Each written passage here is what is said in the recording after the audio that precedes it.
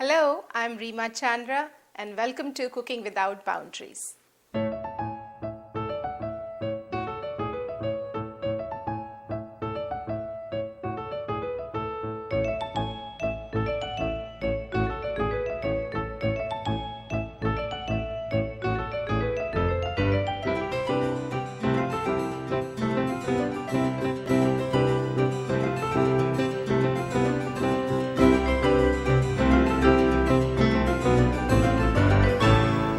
Hi, welcome back. Today we'll be cooking with a theme spice, ginger. If you remember, at one time we talked about trio of ginger, onion and garlic and how even though they're not exactly spice, they make up the spice part in a particular dish. Today we'll be cooking with ginger, and ginger would become the main spice in 4 dishes that we are going to make. Our first dish would be ginger flavored mushrooms in a creamy sauce. Then we'll make chicken in ginger flavored sauce. We'll follow up with ginger scented rice pilaf and then finish it off with ginger flavored pears and pomegranate salad.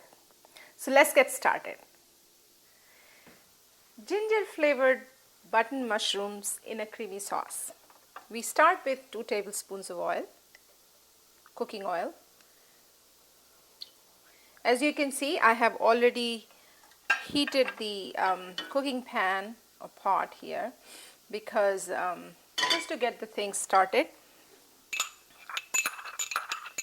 we add 4 cloves of garlic that I crushed just now, and I will add 1 teaspoon, this is half teaspoon measuring spoon of ginger. Stir it for 30 seconds and add 1 cup of onion, chopped onion.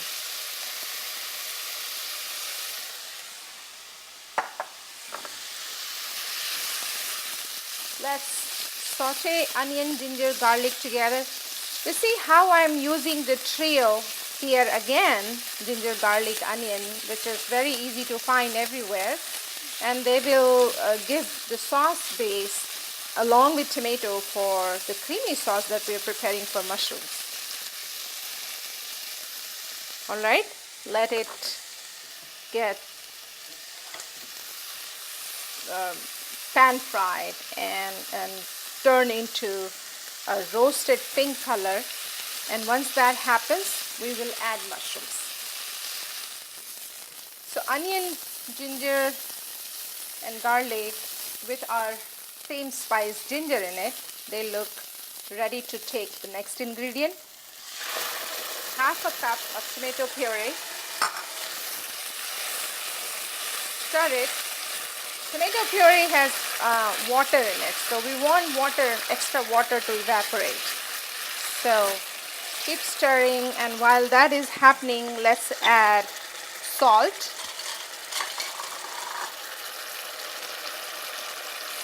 So 1 teaspoon of salt. Stir it again. I have some freshly crushed black pepper. Let's crush it a little more, and we'll do 1/4 teaspoon of freshly crushed black pepper. Stir it. See how the mixture is getting thicker? That means water is evaporating, and at this point you just need to keep stirring it so that it doesn't burn at the bottom. The flame is medium here, not high, not low, because you want water to evaporate quickly. Take a smell, see if tomato smells raw or does it smell cooked. There is a certain rawness to the smell when tomato is not cooked yet. and you will know once you start cooking with it. We'll add at this point mushrooms, 2 cups of button mushrooms. I had washed them and some of them were a little too big, so I cut them too. Those that are not very big in size, you can keep them intact. See how they look orangish in color?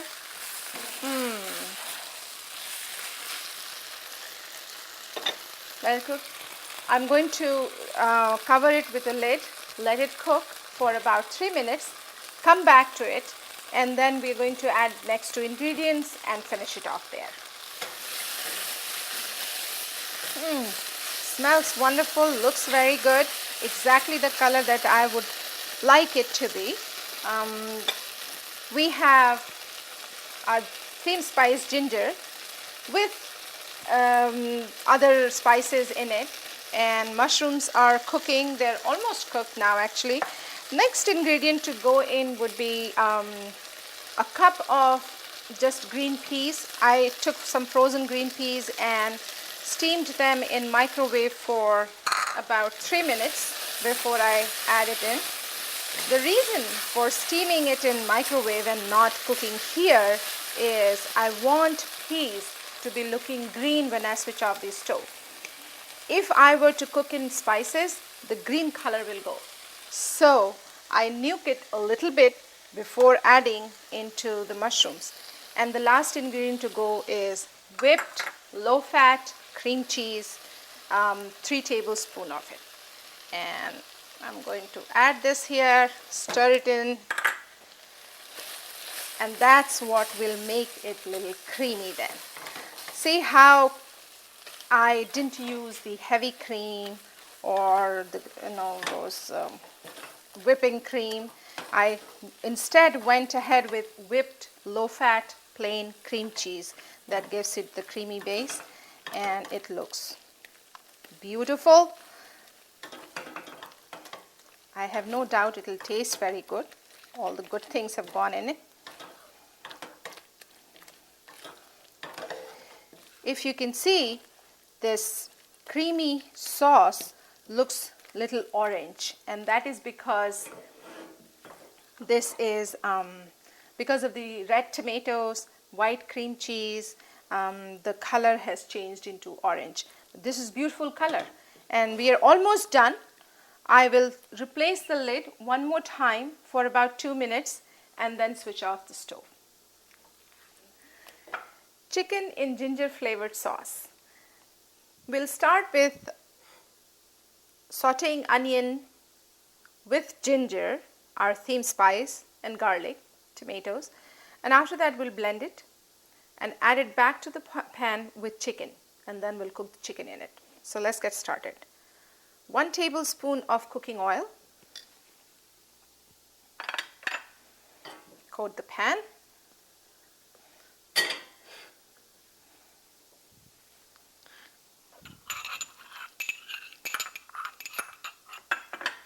We add our theme spice, ginger, 2 tablespoons of it, 4 cloves of garlic crushed in this metal crusher, mortar and pestle here. Stir it. At this point you should have your flame low to medium so that things are getting quickly roasted in the pan. We add 1 heapful cup of chopped onion. Stir it together. Very similar to what we did in mushrooms. So if you were in a hurry and didn't want to go through 2 different processes of preparing mushrooms and chicken, you could probably prepare this mix once and for all for mushrooms and chicken, and then separate it into 2 parts to use with mushroom in one pot and the other with chicken. So let's saute it. This is going to take about, and the sauteing of it would take about 4 to 6 minutes. After 4 minutes, we'll add tomatoes, chopped tomatoes. I will saute it for another 3-4 minutes and then blend it. So let's place the lid here, let it get sauteed, cooked, and we'll come back to it. Okay, the onion, ginger, onion and garlic trio look ready to take the next ingredient. 1 cup of chopped tomatoes. We'll saute tomatoes with it.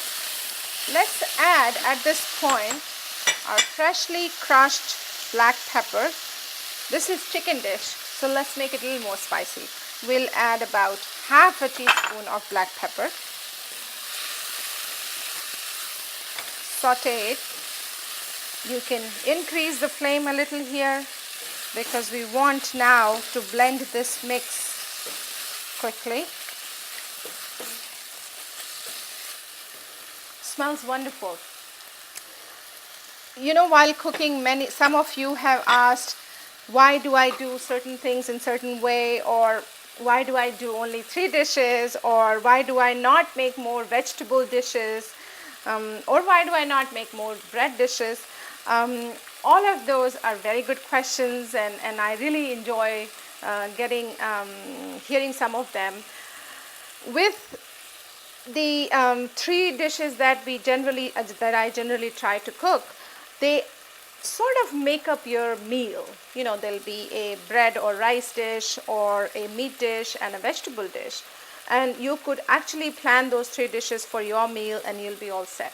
So that's why I try to do that with 1 vegetable, 1 meat and 1 rice or bread dish. Today we have added a salad dish.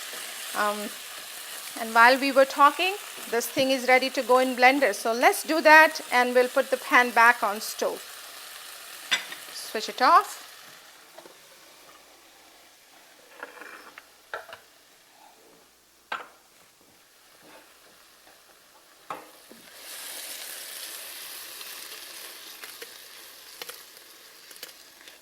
Smells very good.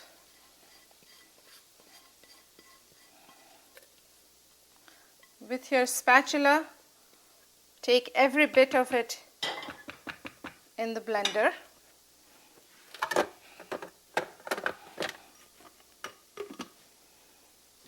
Turn the stove back on.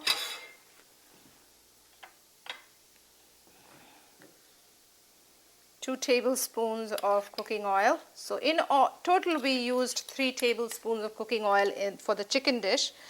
The pan is already hot, as you saw. We just took onion mix, ginger mix out of it. So the pan is hot. We're going to add chicken pieces. This is boneless breast meat cut up into small chunks, small and thin. You want to keep it small and thin because that will help it get in juices. If you have big and chunky, then they become hard and they don't taste juicy. So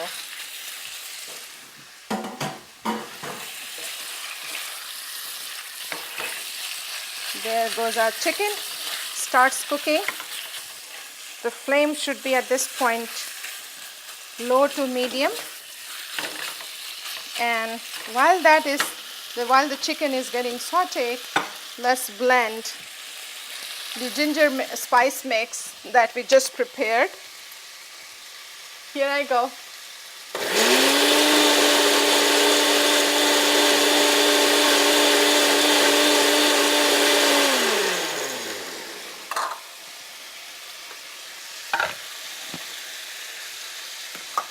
Let's check the texture.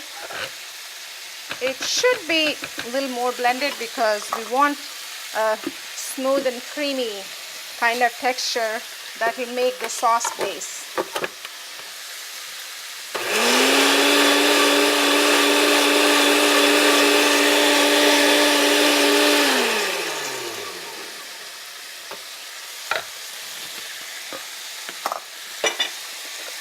Yep, it's ready. Let's unclutter my workspace.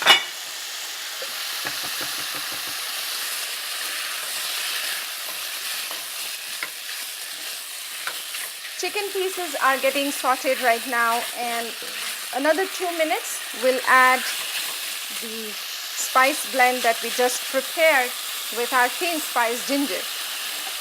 We'll add salt, we'll let the chicken pieces cook into the juice, the spice juice, and soak it all in, and we'll come back to it in about 5 minutes. Chicken pieces look ready for next ingredients, and of course we will check the doneness later. Let's add the ginger spice blend that we just prepared. If you remember, we sauteed onion, ginger, garlic, tomatoes together with black pepper, so they were pre-cooked before we blended them. So now when they go in chicken, they don't need to be cooked for too long. You've done the cooking part already. Looks very good. Add salt. I would go about 2 teaspoons of salt, and 1 teaspoon of honey.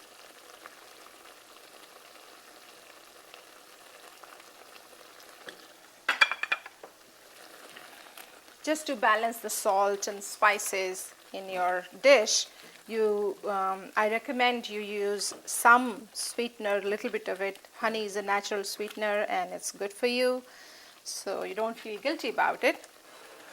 Let it cook in the sauce, and it'll take about another 4 to 5 minutes before the chicken is fully cooked, and the sauce is also smelling like it is blended in with chicken. And then at that point, before we switch off the stove, we will add a cup of chopped green peppers just to add some colors, and we'll switch off the stove. Ginger flavored rice pilaf. That's again has ginger, and we are going to use rice that I already washed and dried. Mix ginger paste with it and some of the other things, and then cook it together with ginger.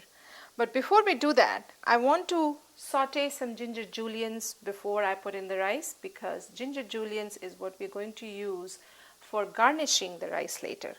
So let's see, half a teaspoon of oil, coat the pan, ginger juliennes here, we will put it in.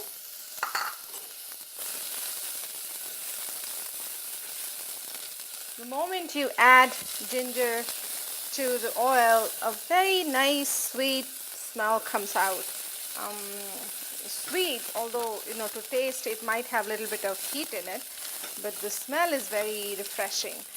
Ginger is one of the very few spices that actually started in Far East but got transported to other parts of the world very quickly about 6,000 years ago, because of the shape of ginger roots, it was easy to transport it, so it became popular very quickly.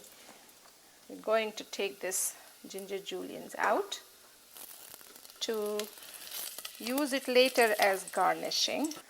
We'll add 1 tablespoon of oil, 2 cups of rice washed and dried,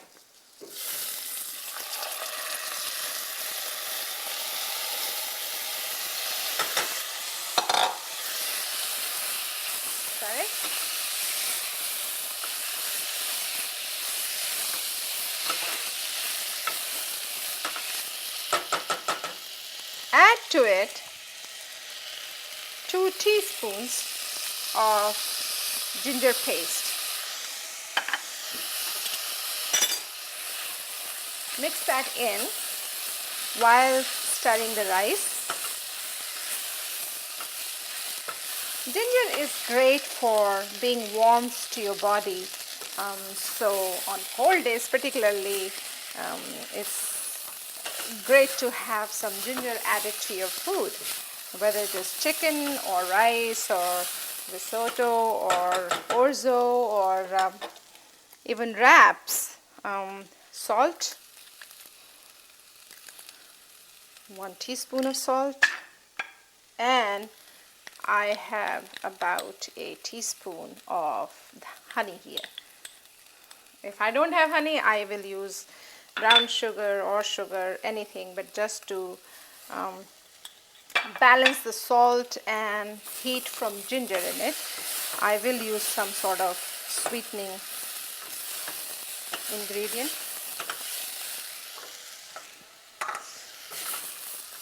Keep stirring. I'm getting the aroma of rice, ginger, all of it together in the air. Let's add about 1/4 cup of raisins.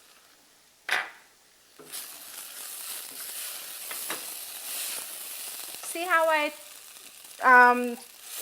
told you that we're going to make ginger flavored rice pilaf. So whenever it comes to pilaf, they tend to add some dry fruits to it, like raisins or almonds. What am I looking for? Okay, here it is. I want to get the extra rice off of this spatula.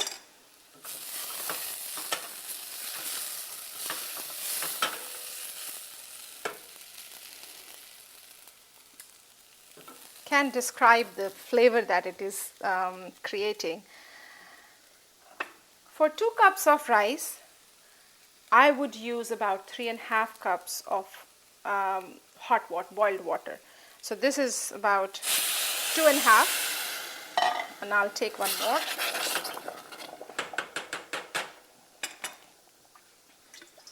My water is ready here. I've always told you that get a pot of water boiling to be used in your cooking so that you're not held up because of that. These things add to your efficiency in kitchen. Looks good. The flame, raise a little until it boils. Place the lid. Moment water starts boiling and the rice starts boiling with it, we will lower the flame and let it sit with the lid on it for about 10 minutes, 8 to 10 minutes, checking it in between so that it doesn't burn at the bottom. And towards the end, we will add slivered almonds to the rice, and it will be ready to be served. On to our last dish for the day, and that is ginger flavored pears and pomegranate salad. For that, you should pick out somewhat hard pears, not ripened, and I like to keep the skin on. So this is Bartlett pears chopped up, and 1/2 cup of pomegranate seeds, 1/2 cup of chopped onions, red onions,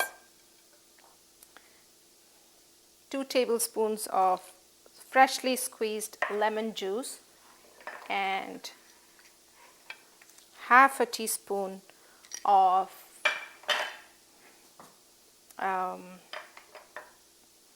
salt, and then our theme spice for the day, ginger. 1 teaspoon of either grated or paste or chopped, any form of ginger you should put it in. I have the paste, so I'll go ahead and use this and mix it all in well.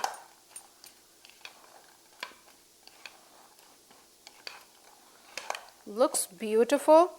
You keep mixing. The best thing to do is sometimes, and I do that too, I will use my fingers to actually go through the ingredients and try to mix them while putting some pressure on the ingredients to release their juices and mingle with each other. So they kind of become one family then. So here it is.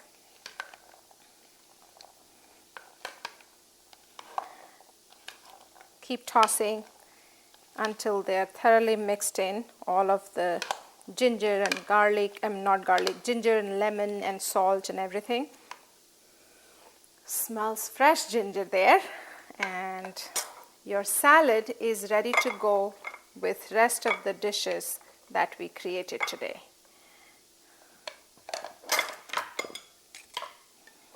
This is what it looks like.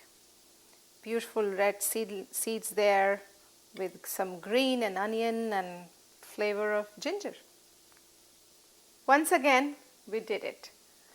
We picked ginger as our theme spice for today, and we used ginger in 4 different dishes to put together a delicious gourmet style, healthy and quick meal. We started with ginger flavored mushrooms in a creamy sauce. Then we went on to making chicken in ginger flavored sauce.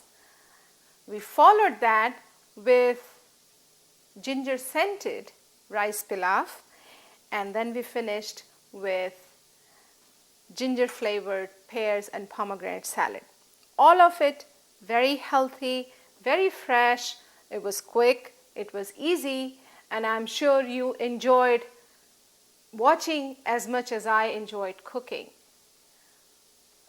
Freshness of ingredients, aroma of cooking and spices, and all of it melting together is what I call cooking without boundaries. See you next time. Until then, happy cooking.